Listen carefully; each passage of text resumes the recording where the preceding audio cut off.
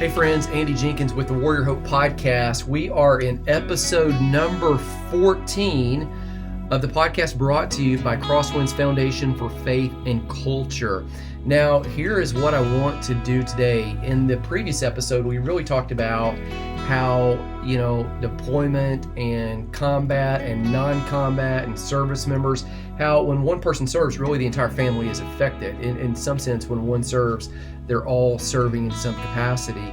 Today, I want to continue on that. I want to bring you some footage from our documentary, Trauma Comes Home. Now, let me set it up. I'm only going to share with you the story of one family today. This is the Zanowicks. Now, listen in really closely as we roll into this, because Mr. Zanowick is going to talk about, hey, that family has been raised and had always been a patriotic family. In fact, that's probably what led their son, Rocky, to enlist. Now, the family had correctly celebrated Memorial Day and Veterans Day. You recall those are two types of days. Memorial Day that happens in May is not really a celebration. It is a day of honor, and we really remember those who have died that served. Veterans Day, that comes up in the fall, and that is when we celebrate and honor all veterans. So those are really two different. We kind of get those confused kind of in popular culture a lot of times, but they'd correctly done that. They celebrated all of the days, and he leads us into a conversation where he was talking with Rocky about enlisting and about what he wanted to do. Listen in, and we'll continue picking up their story. We were always a patriotic family. We always celebrated all the Memorial Day and for its proper purpose. And they was in Scouts, and we always talked about those things and tried to teach that. But the main impetus for him to go into the military, though, was because of 9/11. He determined that he wanted to serve the country. But after he got out of high school, he was really sort of, at that age, 18 years old, what am I going to do with my life? Which is the right path to take? And I said, Rocky, why don't you just go to Ohio State University and you can go to ROTC, you'll get out as an officer, and then you can serve in the Marines. And he looked at me, he says, Dad, he says, I want to be a leader that's been where my men are going, where I'm leading my men. I want to have been there. I want to have had that experience and be able to be a better leader. And he says, I think this would be the best thing for me. And I'm like, oh my gosh, how can I argue with that? I mean, right here, I want to bring up Nicole Zanowick. That is the daughter, that is Rocky's sister. It's going to be important. This is a very short clip of her, but it's going to be imperative that we kind of get her voice in this, because of some of the observations that we're going to make later in this episode. This is Nicole Zanowick.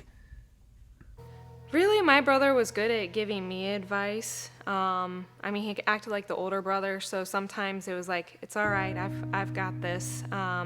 Everything will be okay, and you just need to take care of mom and dad. And then I want to bring the mom into the equation. This is Mrs. Zanowick.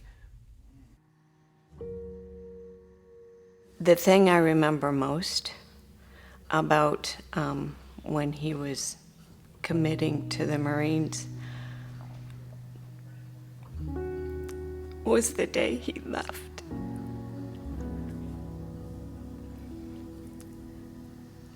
And the mom radar knew that life was forever going to be different. And I cried. I prayed. As he was driving away with the Marine officer, I was in his bedroom by his bed kneeling and praying for him. I think somewhere, somehow, I knew how it was going to end up. And notice something that she highlights here. When one person serves, they're all serving in some capacity. When one person's deployed, we're all deployed. You might think about this on a different level, completely different, but just maybe to where you could understand it.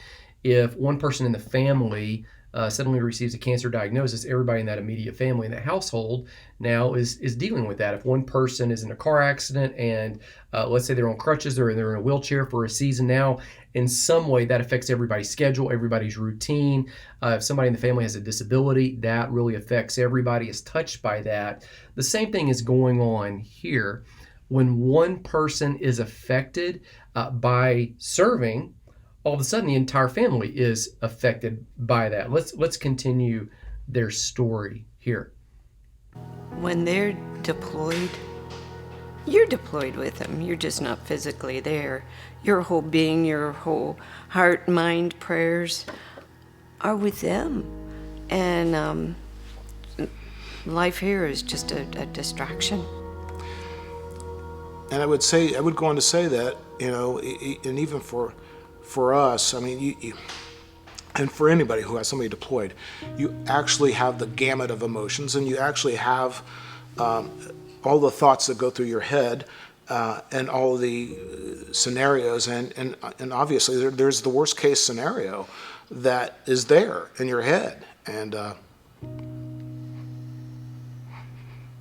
want to get into the bulk of really why we're in this episode. So I'm going to play at length about 4.5 minutes of the documentary without any commentary, and I want to let you pay close attention to that. Now that you kind of know the voices, know who's talking, know who these people are. When you're at work, you can't be on your cell phone, and my cell phone kept ringing. And it was the first time it went off, I noticed that, because you can glance and see the phone number, and I thought, I don't know that number.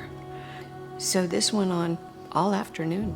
My phone kept going off, and I kept ignoring it. One of my coworkers, I work in a call center, one of my coworkers came over and she said, I want you to come to the lobby with me. And all of a sudden, I became like a belligerent little 2-year-old, and I'm like, no, I'm not going to the lobby. Because I knew what was there I didn't want anything to do with. And Kimmy says, no, come on, Nan, let's go. And she had to take off my headset for me, put it on my desk. She had to take me by my hand and drag me. Nicole was at school. Paul was at a Boy Scout camp. I finally found the address of the camp he was at. And about the time I found that, Nicole pulled up out back. I didn't even make it up the steps when the Marine Corps, our 2 casualty assistant officers walked out the door. And you have that realization of, like, you want your brother to surprise you. Like they have, like, at the Dayton Dragons game where, like, sometimes the mascot will be the, sibling or the dad or the son, and they're hiding and they come out as a surprise. I was thinking when they walked out, one split second, oh my gosh, he came home. Why is he here? And then the whole realization of, oh wow, this isn't good. He's either injured or he's killed. And as a mom, you want to run and hug your baby girl and tell her what happened, and they told me I couldn't. They had to go tell her, and I know they have their protocol. So I had to stand up on the deck. But they gave her the news that devastated her. I'm at a Boy Scout camp. I'm doing adult leader training other adults on how to do high adventure. And I look up, and I'm in this big room, and there's a glass windows. It's at a visitor center at a local state park. And I see my wife, and I think, how awesome my wife is coming out and got off work maybe a little early to come out to join us, because she's also a scout leader. I thought, awesome. And I see her, and she's not smiling. And then I see 2 people beside her, and I see the Marines, and I see the uniform. I threw everything I had in my hands through. And I mean, they don't have to tell you anything.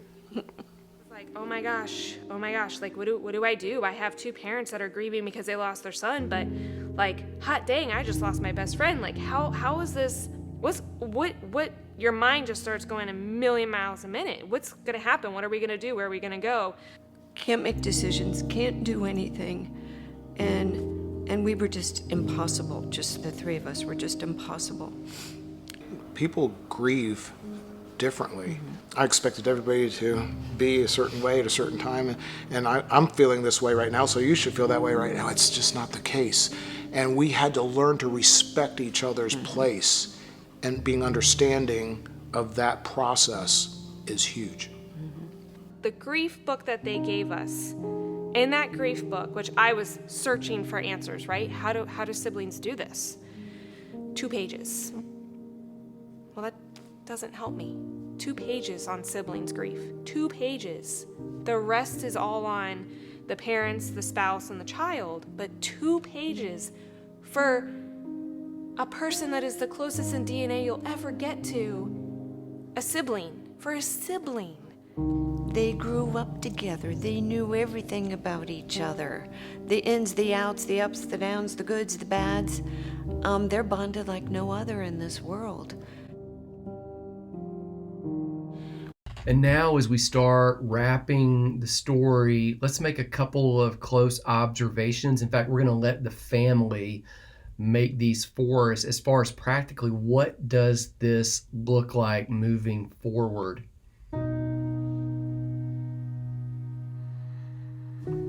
My instincts of being a father kicked in. I need to fix this. I got to fix this. How do I fix this? Where's my son? What do we have to do? I got to fix this. Oh my gosh, like, what do I do? I have 2 parents that are grieving because they lost their son, but like, hot dang, I just lost my best friend. Like, how is this, what, your mind just starts going a million miles a minute. One of the things I come to understand is that when folks come up, they see us, the parents of the child, and they come up and they want to talk to us and give condolences and connect with us, and not realize that standing next to us is our daughter, who actually was the closest to our son of anyone during his lifetime. So when my unit got back, I believe it was in October, we had a big old memorial service for the individuals we lost. And after the memorial service, the next morning, they had the Purple Heart service.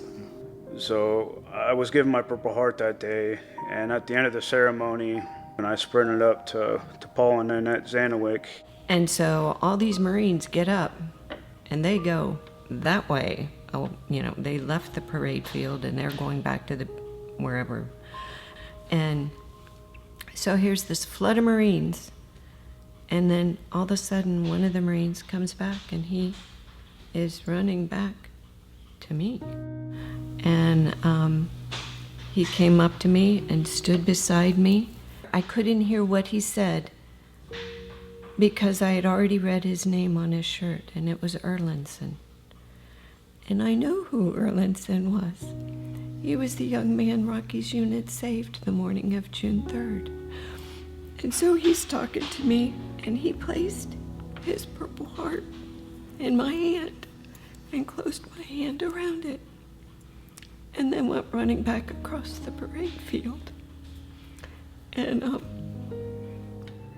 if you're a family that's suffering loss, a tragic loss of a family member, don't try to think that you're going to be okay and you can do this on your own. My recommendation would be to reach out to get some help, whether it's a clergy or if there's counseling involved like there was with us with VA. Seek it out and get it. Talk to someone, get your emotions out. For me, it became understood that talking about it was better than not talking about it. As hard as it was to talk about it, I would still cry. probably always will.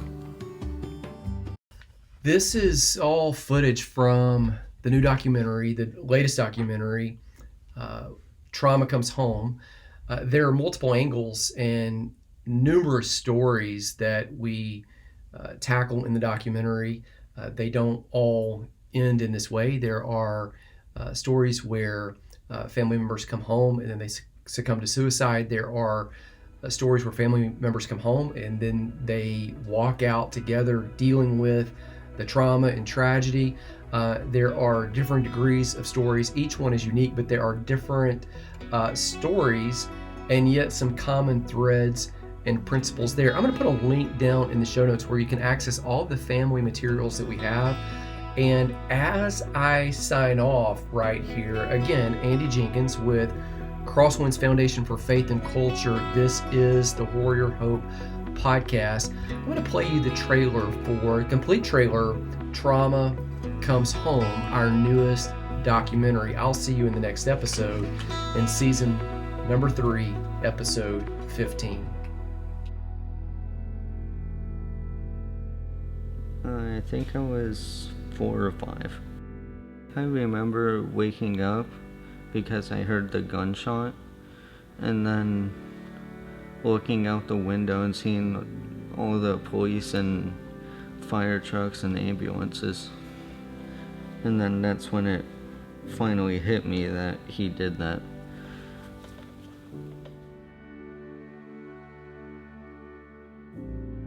For the next 3 years, every time Ron tried to kill himself, I saved a round and I put it in my sock drawer because I don't really know why, but I think I kind of needed to remind myself that I was helping and not hurting him more.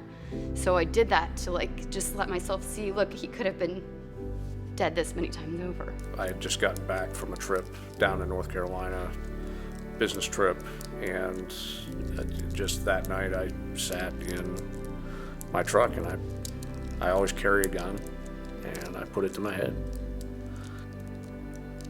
And I thought of her and I thought of her son. Suicide is more than leaving skeletons in a closet. It's leaving a legacy of great, unspeakable pain.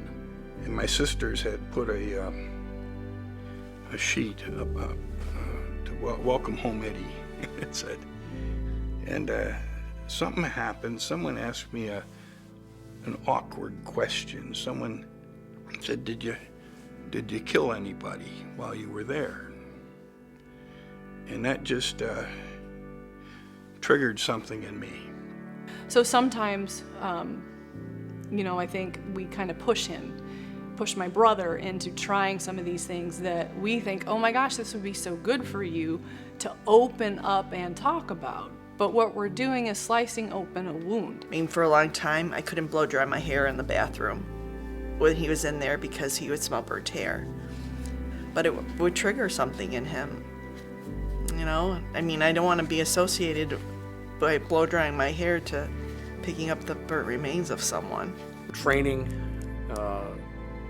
to go to war, for me, was nowhere near as difficult as preparing to come home and deal with the unknown.